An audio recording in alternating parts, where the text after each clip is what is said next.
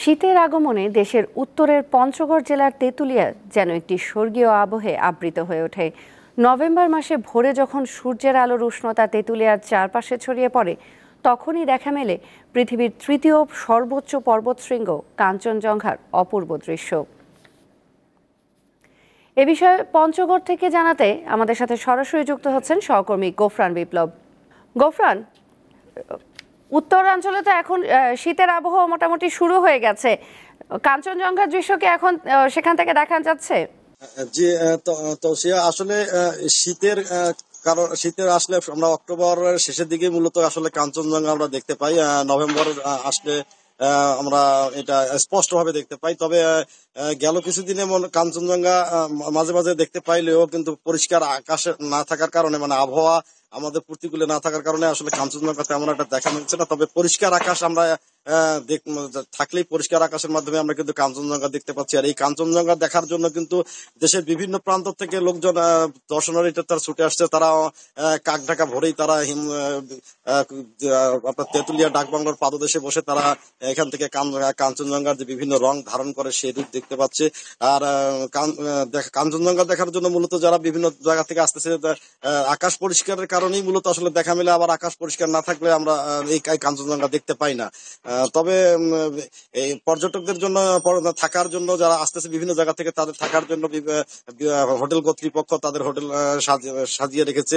ইতিমধ্যে কিন্তু আমরা দেখেছি বিভিন্ন হোটেলে খোঁজ নিয়ে দেখছি আসলে বিশেষ করে সাপ্তাহিক ছুটির দিনগুলোতে যে পরিমাণ দর্শনার্থী ভিড় করছেন, তাতে হোটেলে আসলে থাকার জায়গা পাওয়া যাচ্ছে না।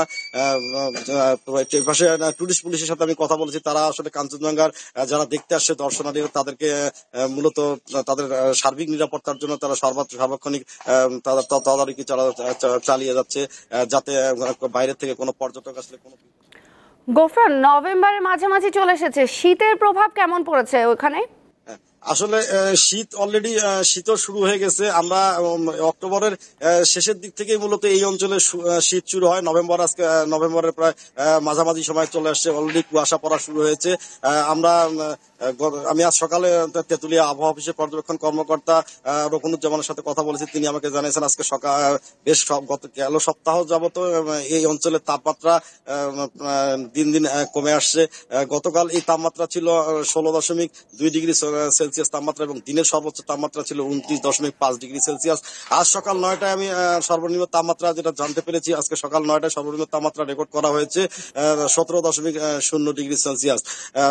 মূলত তারা আবহাওয়া অফিসের লোকজন তারা বলছে যে দিন যত ঘনিয়ে আসবে, মানে শীতকাল যত ঘনিয়ে আসবে, দিনে আমাদের তাপমাত্রা কমতে থাকবে। এবং আপনারা জানেন হয়তো যে সারা দেশের ন্যায় পঞ্চগড়ে কিন্তু সর্বনিম্ন তাপমাত্রা বিরাজ করে এই পঞ্চগড়ের উত্তরের জেলা পঞ্চগড়ের তেঁতুলিয়ায়। এই ছিল আমার কাছে সর্বশেষ তথ্য। তৌসিয়া।